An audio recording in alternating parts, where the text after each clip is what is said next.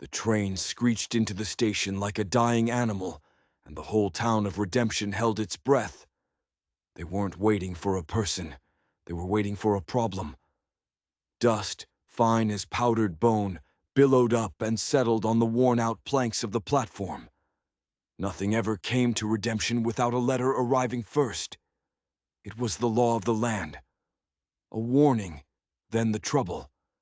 But today, there was no letter. Only the woman. She stepped down from the carriage one slow, careful step at a time, gripping the iron railing like it was the only thing keeping her from falling off the edge of the world. Her body was a fortress, built not just of flesh, but of 1,000 judging eyes and 1,000,000 cruel whispers. Every move she made was cautious, as if the ground itself might betray her. Her dress was old, the buttons straining against fabric that seemed to be apologizing for covering her frame. One scuffed canvas bag, tied with a rope that had given up long ago, was all she carried. She stood there, a solitary island in a sea of stairs, and the whispers started, sharp and hot, on the afternoon air. Who sent for that? Looks like she ate the wedding party on the way here. The laughter that followed was dry and cracked, like old leather. For a second, she looked like she might turn around, might try to climb back into the dark mouth of the train car, but the door had already hissed shut behind her. She was trapped, and that's when he moved. At the far end of the platform, a man detached himself from the shadows of the feed station. He was tall, with edges worn smooth by grief. He looked like he'd known how to smile once, a long, long time ago, but the memory had faded. His name was Clayton Turner, and every soul in that town knew him. He was the widower, the man whose wife had been the prettiest thing the county had ever seen or buried. 7 years he'd been alone. 7 years without a single woman setting foot on his ranch. Until now. He stepped onto the platform, and his boots made a sound like a hammer hitting a coffin nail. The crowd just melted away. They parted for him like the Red Sea, because you didn't stand in Clayton Turner's way when he walked with a purpose. He walked right up to the woman, who still hadn't turned to face him. He didn't look at her like she was a stray dog or a piece of unwanted mail. He looked at her like she was a destination. "Ma'am," he said, his voice low and steady. She turned, her face flushed with shame and the biting heat. Her eyes met his, and for a split second she looked like a cornered animal. She was used to being stared at, but not like this. Not like she was the answer to a question no one had dared to ask. "You're coming with me," he said. It wasn't a question. It wasn't an offer. It was a verdict. The silence that followed was so loud, it felt like a physical blow. Theda, the owner of the boarding house and the town's chief gossip, literally choked on her own spit. A kid by the water barrel dropped his apple, and it rolled into the dust, forgotten. The woman just blinked, her mind scrambling to catch up. I beg your pardon." "You heard me," Clayton said, his eyes never leaving hers. "Come on." She clutched her bag tighter, her gaze darting around at the hostile faces, searching for an escape that wasn't there. "I wasn't sent for," she stammered. "I was just told to leave. I have no people here, no name you'd know." Clayton gave a single slow nod. "That's fine," he said, the words hanging heavy in the air. "I've got enough name for the both of us." Just then, the town sheriff, a man named Miller, wandered out of the post office, fanning himself with his hat. "Clayton," he called out, his eyes narrowed with suspicion. "You know this lady?" Clayton didn't even glance his way. He kept his focus locked on the woman. "I do now." The sheriff took a few cautious steps forward. "You taking her out to the ranch?" "Yep." "She your kin?" Clayton paused, and the entire town leaned in. He looked from the sheriff to the woman, his face an unreadable mask. "No," he said, his voice as flat and final as a tombstone. The sheriff's eyes narrowed further. Then what is she to you? Clayton looked at the woman, at her worn-out dress and her terrified eyes, and he said the two words that would set the whole town on fire. She's mine. It wasn't a claim. It was a brand. The sheriff stared for a long, hard second. Then he slowly tipped his hat. All right, then. The woman, whose name was Annie, just stood there, frozen. She looked past Clayton, at the dusty road that led out of town and disappeared into a shimmering, endless horizon. It was a road that could lead to a new life, or to the exact same heartbreak she just left behind. She didn't know which, but she followed him. The wagon ride was a gauntlet of silent judgment. Women turned their backs. Men stopped their work to stare. Children pointed. The church bell began to toll, and it sounded like God himself was laughing at her. They didn't speak for miles. He just drove, and she just sat, her hands folded in her lap like two frightened birds. Finally, he offered her a canteen. The water was warm, but it was the first kindness she'd known in what felt like a lifetime. Name's Clayton, he said, after she handed it back. Annie, she whispered. He repeated her name, soft and low, like he was testing the weight of it. As they crested a ridge, the world opened up. Golden fields stretched out under a vast, empty sky. Tucked between two hills was a small, sturdy house. A single white curtain fluttered from an upstairs window, like a ghost waving hello. When they arrived, he let her enter first. The air inside was cool and still. It was the house of a man living alone. One chair at the table, one plate, one fork, a book left open, waiting for a reader who never returned. And then she saw it. Hanging on a hook by the back door was a shawl. It was pale green, delicate as a new leaf, and it radiated a presence that filled the entire room. Clayton came to a stop behind her. That was hers, he said, his voice quiet. My wife's.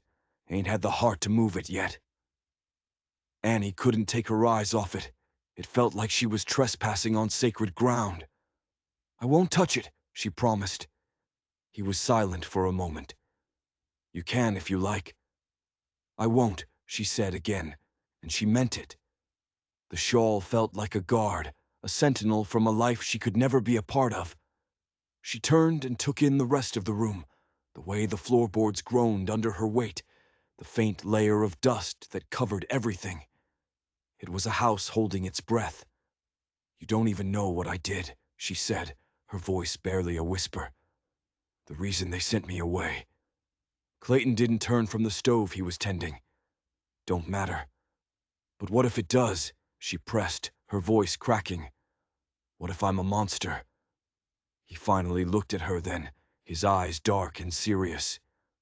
They don't send away men like me, he said, the words full of a strange, chilling certainty. Not even when we're the ones who break things. Later, he showed her to a spare room. The bed was dusty, but it held her weight without complaint. She didn't unpack her bag. There was nothing in it worth unpacking anyway. She just sat by the window, watching the sun bleed across the sky until the world went dark. That night she cried. She had perfected the art of silent weeping years ago, but the old house seemed to hear her anyway. A little while later, she heard the floorboards creak outside her door. She held her breath. When the sound faded, she opened the door a crack. A glass of cool water sat on the floor, left without a word. The next morning, a bowl of porridge was waiting for her on the kitchen table, still warm. Clayton sat across from her, not looking at her, but he'd set out 2 spoons. It was a small gesture, but it felt monumental. As she ate, the wind began to howl outside, rattling the windows. She looked at him, at this strange, silent man who had claimed her in front of an entire town. She had to know. Why? She whispered. Why me? Clayton stopped stirring his porridge. He looked up, and his eyes seemed to see straight through her, into all the dark and broken places she kept hidden. "Because," he said, his voice flat and devoid of any sentiment, "I saw you standing on that platform, looking like no one was ever gonna see you again." Across the room, the pale green shawl on the hook fluttered, as if an invisible hand had just touched it. Or maybe, as if the ghost in that house had just taken its first breath in a very long time. The sun rose slow and mean the next morning, dragging itself over the hills and spilling into the house. Annie woke up feeling like an intruder. She sat on the edge of the bed, her hands clasped together, waiting for the knock on the door that would tell her it had all been a terrible mistake. But the only sound was the tick-tock of the clock on the wall, marking time in a house where time seemed to have stopped 7 years ago. She went to the kitchen. Clayton was already there, his back to her, frying bread in lard. The smell was familiar, but it didn't bring comfort. It only reminded her of a home she'd been cast out of. "Coffee's on the table," he said without turning. "It's stronger than it should be." She poured a cup. It was bitter, but she didn't mind. "I'm used to bitter," she said. He slid a plate in front of her. They ate in a thick, heavy silence. It wasn't hostile, but it wasn't friendly either. It was the silence of two people who were both hiding something. After they ate, he gestured toward the porch. "Air's good for thinking," he said. She followed him outside, wrapping a rough wool shawl around her shoulders. The land sprawled before them, vast and empty. It made her feel terribly small. He pointed toward a ridge in the distance, crowned with a single skeletal tree. "That's where I buried her," he said. "My wife, Kate." Annie flinched. He spoke of his dead wife as if she were still in the next room. "Was she beautiful?" Annie asked, the question feeling clumsy and loud. Clayton stared at the ridge. "She was like the wind," he said, his voice distant. "Never could hold her. Always moving, always laughing. She wouldn't have liked you," he added, and the words were a slap. "Not 'cause of you. She hated silence, said it was the sound of people keeping secrets." Annie looked down at her hands. "Most people don't understand it." "I do," he said, and the way he said it sent a shiver down her spine. It sounded less like an understanding and more like a confession. Later that day, Annie offered to clean the house. It was suffocating under the weight of dust and disuse. Clayton just nodded. "Fine," he said, "but stay out of the back room. The one at the end of the hall. Don't even open the door." He didn't offer an explanation, and she didn't ask for one. She just scrubbed and swept and polished, trying to breathe life back into a place that felt more like a tomb than a home. With every bit of dirt she washed away, she felt like she was uncovering something else, something hidden beneath the surface. As she worked, she watched him through the window. He was mending a fence, his movements precise and powerful. He was a man who knew how to fix broken things. But as she watched him, she got the unsettling feeling that some things in this house were broken on purpose. The next day, they had to go into town for supplies. The ride was tense. Annie could feel the weight of his unspoken words beside her. When they pulled onto the main street, the town went dead silent. It was like a scene from a play, where everyone had forgotten their lines. Theta stood on her porch like a vulture, her arms crossed, her eyes burning holes in Annie's back.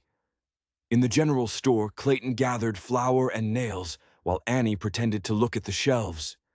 Her fingers brushed against a bolt of dark, plum-colored fabric. It was heavy and sturdy, a practical color for a practical life. She imagined a dress that fit, a dress that didn't feel like a constant apology. Suddenly, Theta was beside her, her voice dripping with poison. "That's a bold choice," she hissed, "for someone just passing through." Annie's chin went up. "I'm not planning on passing through." Theta let out a short, ugly laugh. "Oh, honey, you don't get to plan. In this town, you have to fit. And that color, it's for women who have nothing to hide." Annie turned away, her cheeks burning, and left the fabric on the shelf. But when they got back to the ranch that night, a package wrapped in brown paper was sitting on the porch. She opened it with trembling hands. It was the bolt of plum-colored cloth. She looked up, and Clayton was standing in the doorway, his face unreadable in the twilight. "You left it," she said, her voice small. "You looked at it," was all he said in reply. She didn't thank him. The gesture felt too complicated for a simple thank you. It felt like a test. Instead, she stayed up half the night, cutting and sewing by the light of a single lantern. Her stitches weren't perfect, but they were strong. They were hers. The days that followed settled into a strange rhythm. They moved around each other in the quiet house, two ghosts who were afraid to speak, afraid to touch. She learned the sound of his footsteps, the low tune he hummed when he thought he was alone. He learned that she hated storms, that they reminded her of being thrown out of her own home. "They don't ask permission," he'd said one night, as lightning split the sky. "Neither did my family." He never asked what she'd done. He didn't seem to care, or maybe he already knew. One morning, she woke up with a desperate need to do something normal, something that felt like home. She baked a pie. She used the last of the jarred preserves she'd found in the pantry. When Clayton came in from the fields, he stopped dead in the doorway and just stared at it. She cut him a slice. He took a bite, chewed slowly, and then he looked at her. And for the first time she saw something in his eyes besides grief. It was something that looked dangerously like hope. "This house, it's starting to feel like it used to," he said. "Only better." Her heart did a painful flip. Before she could stop herself, she said, "The crust is too thick." He almost smiled. "That's the best part," he said. And then his voice dropped. "But you gotta be careful. Not everything sweet is good for you." It felt like a warning. A few days later, the letter arrived. It was from the Reverend Packer. The town was talking. They were worried about propriety, about sin, about the woman living in the widower's house. Annie read it and felt the familiar cold dread creep into her bones. She started packing her bag before Clayton even came inside. "I won't be a stain on your name," she said, her back to him. He crossed the room in 2 strides and put his hand over hers, stilling her movements. "You think I give a damn what they think?" "You should," she cried, whirling to face him.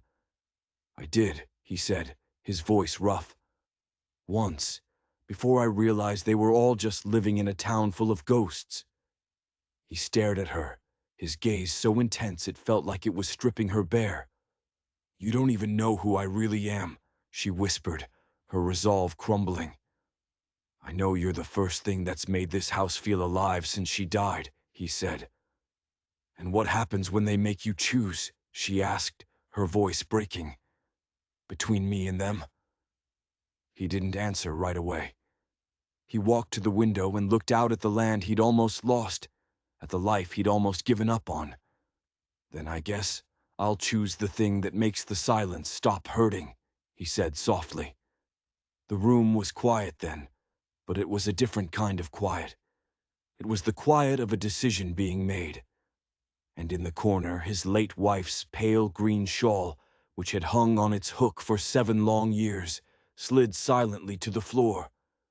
It lay there in a heap, like something that had finally and completely let go. The air began to bite. Autumn was creeping in, painting the hills in shades of rust and gold. Annie started waking up before the sun, moving through the quiet house with a sense of purpose she hadn't felt in years. She hadn't claimed this place as her own, but her hands had. They knew the worn spot on the counter, the loose floorboard by the stove, the way the quilts needed to be aired out just so. She was becoming a part of the house, and the house was becoming a part of her. One afternoon, driven by a restless curiosity, she found herself in front of the forbidden door at the end of the hall. Clayton was out mending the far fences. He wouldn't be back for hours. His warning echoed in her head, "Don't even open the door." But the silence in the house wasn't peaceful anymore. It was heavy. It felt like it was waiting. She tried the knob. It was locked. Of course, it was locked. She ran her fingers along the frame and felt a small, almost invisible crack near the hinge. Using the tip of her sewing scissors, she pried at it gently. The wood splintered, and with a soft click, a hidden key fell into her palm. It was old and ornate. Her heart hammered against her ribs. This wasn't just a room, it was a vault. She unlocked the door and pushed it open. The air that rushed out was stale and smelled faintly of lavender and decay. The room was just as Kate had left it. A layer of dust covered everything like a shroud. A rocking chair stood by the window, a book open on its seat.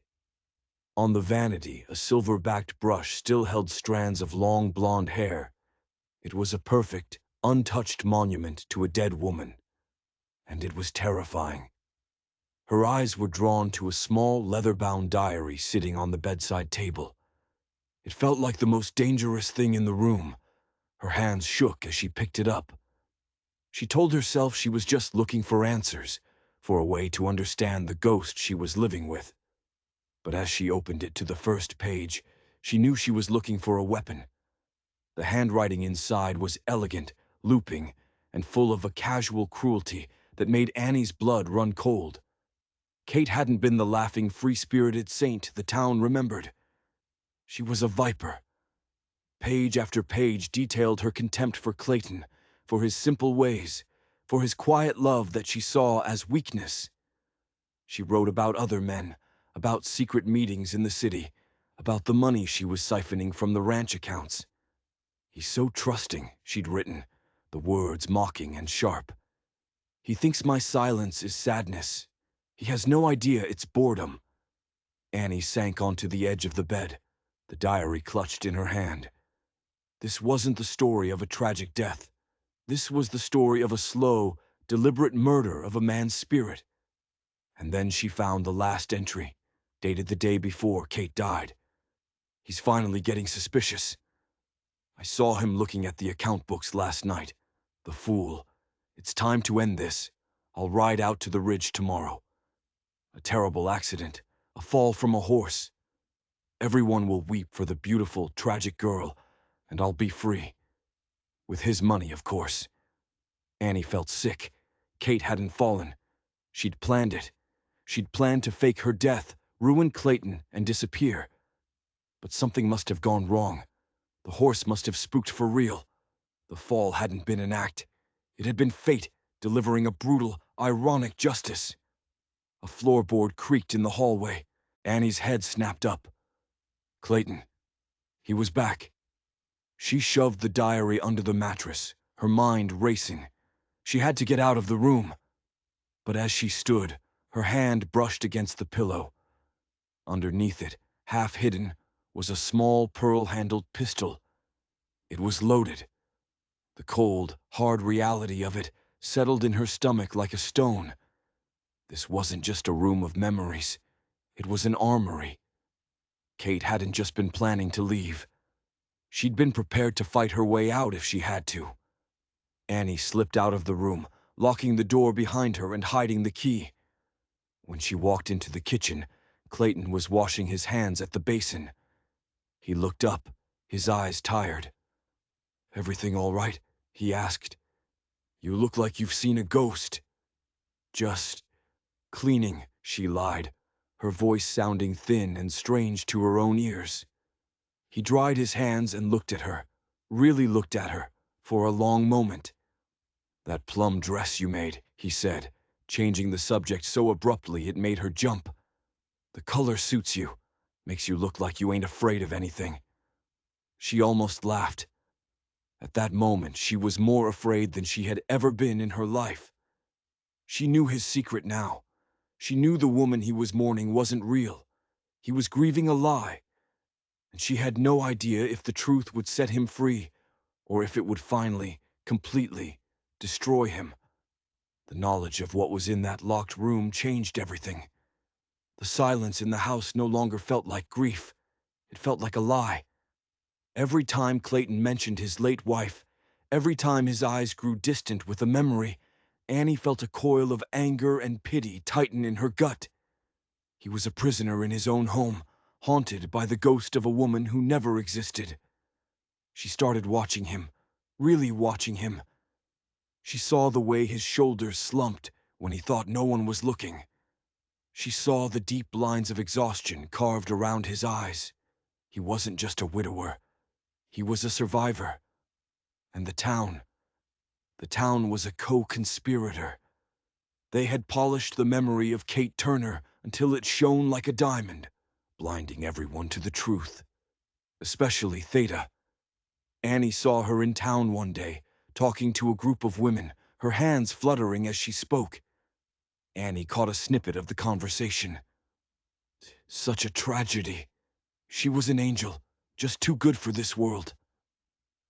Annie had to physically restrain herself from walking over and telling Theta exactly what kind of angel Kate Turner had been. The plum dress she had made now felt like armor. When she wore it, she felt stronger, bolder. One day in the general store, she saw Theta glaring at her from across the room. Instead of looking away, Annie met her gaze and held it. Theta, surprised by the sudden defiance, was the one who broke eye contact first. It was a small victory, but it felt huge. Annie knew she couldn't keep the secret forever. It was a poison, and it was starting to infect the fragile peace she and Clayton had built. She had to tell him. But how? How do you tell a man that the love of his life was a monster who planned to destroy him? She started leaving little clues, testing the waters. One evening, while they were sitting on the porch, she said, "It must be hard, living with so many memories." Clayton just nodded, whittling a piece of wood. "Memories are all I've got left of her," he said. "Are you sure?" she asked softly. "Sometimes, I think memories can play tricks on us. We remember things the way we wanted them to be, not the way they were." He stopped whittling. He looked at her, his eyes narrowed. "What are you trying to say, Annie?" She lost her nerve. "Nothing," she said, looking away. "Just thinking out loud." But the seed was planted. She could see it in the way he looked at the house, at the pale green shawl that still hung by the door, a relic of a false idol. He was starting to question the bars of his own cage. The annual town harvest supper was approaching. It was the biggest social event of the year, a night of forced smiles and silent judgments.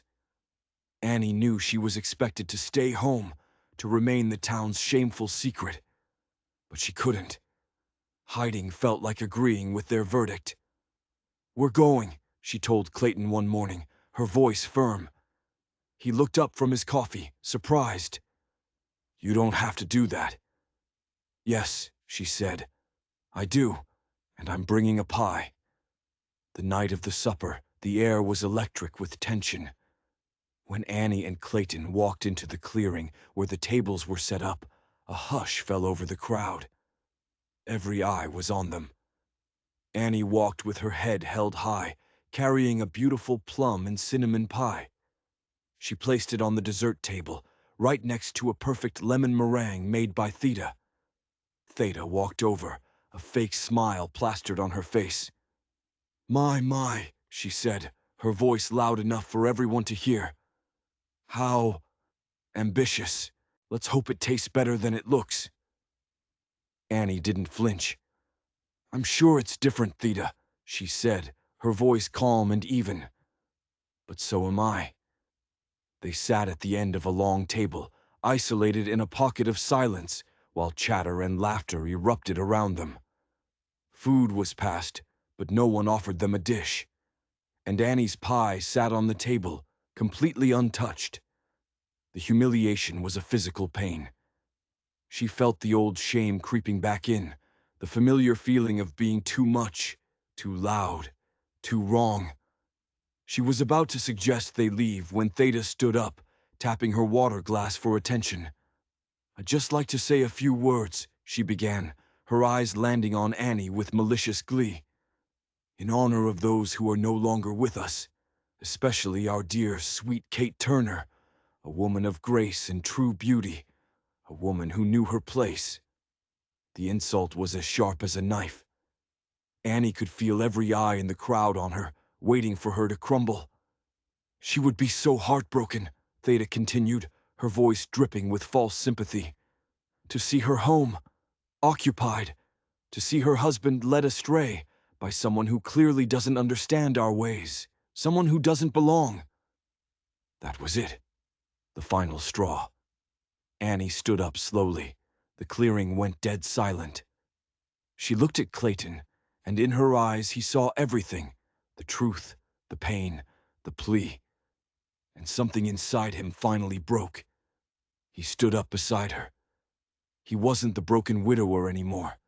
He was a man woken from a long, terrible dream. "You're right, Theda," Clayton said, his voice ringing out with a newfound strength that shocked everyone, including himself. "Kate would be heartbroken." He paused, letting the words hang in the air. "She'd be heartbroken that her plan didn't work." A collective gasp went through the crowd. Theda's face went pale. "What? What are you talking about, Clayton?" "I'm talking about the lies this whole town has been telling itself for 7 years," he said, his voice growing stronger.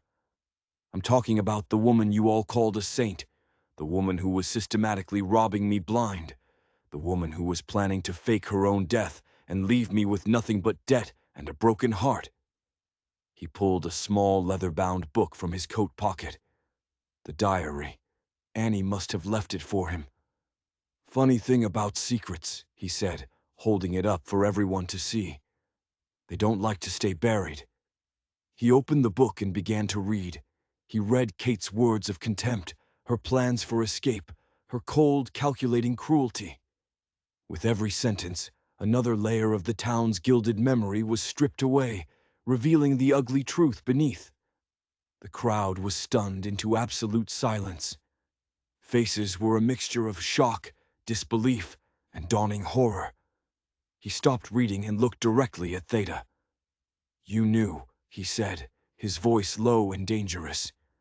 "You were her cousin. You knew what she was like. You knew what she was planning. And you let me grieve a lie for 7 years." Theda began to tremble, her face ashen. I was protecting her memory." "You were protecting a monster," Clayton shot back. "And you tried to use that lie to destroy this woman," he said, putting a protective arm around Annie. "A woman who has shown more kindness and decency in a few months than Kate showed in her entire life." He slammed the diary shut. "Well, the story's over. There are no more ghosts in my house." He took Annie's hand. "We're leaving." They turned and walked away, leaving the town of redemption to choke on the bitter taste of the truth. As they walked, a single hand reached out and cut a large slice of Annie's pie, then another, and another. Theda stood alone, her perfect lemon meringue pie untouched, a monument to a beautiful lie that no one believed anymore. The reign of the ghost was over. Justice, at last, had been served. The walk back to the ranch was quiet, but it was a new kind of quiet. It wasn't the silence of secrets or shame.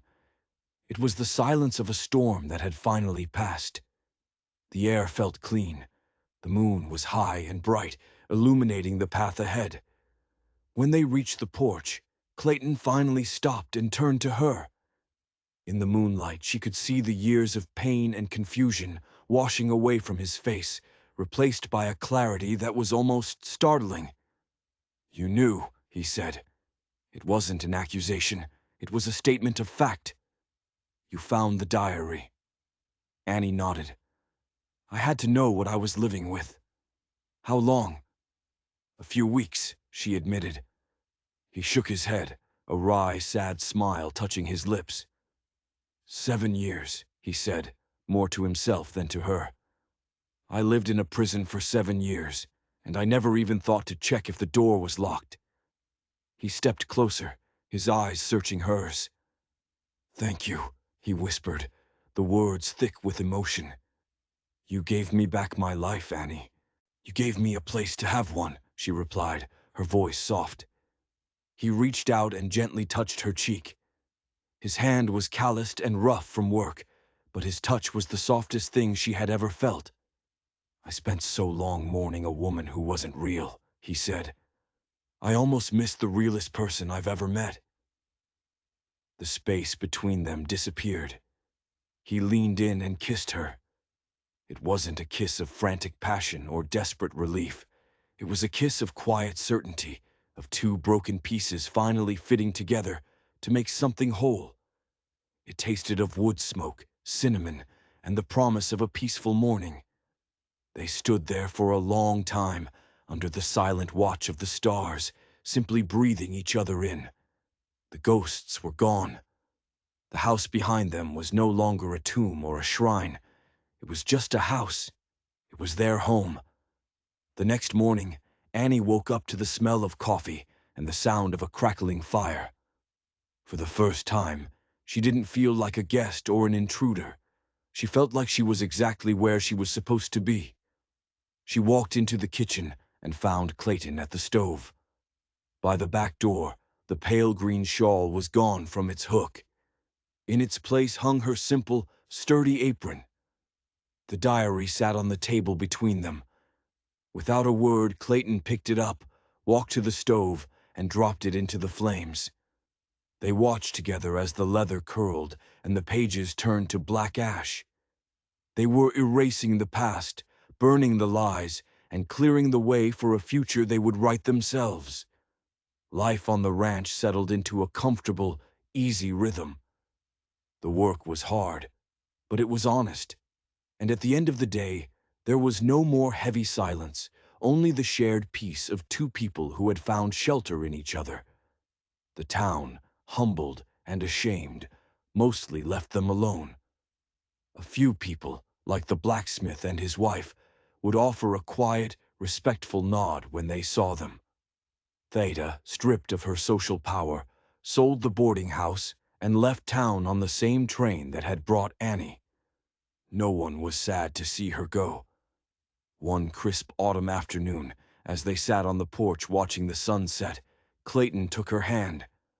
"The Reverend Packer stopped by this morning," he said. "He wanted to know if we had any plans." Annie looked at him, her heart skipping a beat. "And what did you tell him?" Clayton smiled, a real, genuine smile that reached his eyes and transformed his whole face. "I told him I've had plans since the moment I saw you step off that train. I just didn't know it yet." He squeezed her hand. "I reckon it's time we made it official." They were married a week later, not in the cold, judgmental church in town, but on the ridge under the big, skeletal tree where Kate's body had been found. It was their way of reclaiming the land, of burying the last of the ghosts for good. Their only guests were the blacksmith and his wife. Annie wore her plum-colored dress, the one she had made with her own hands, the one that felt like her own skin. They didn't have rings, so Clayton gave her a smooth, perfectly round stone he'd found by the creek, and she gave him a braid of her own hair. The vows they spoke were simple and true, promises to honor the truth, to cherish the quiet, and to always, always see each other. As the Reverend pronounced them man and wife, a gentle breeze rustled the leaves of the old tree, and it sounded, for all the world, like applause.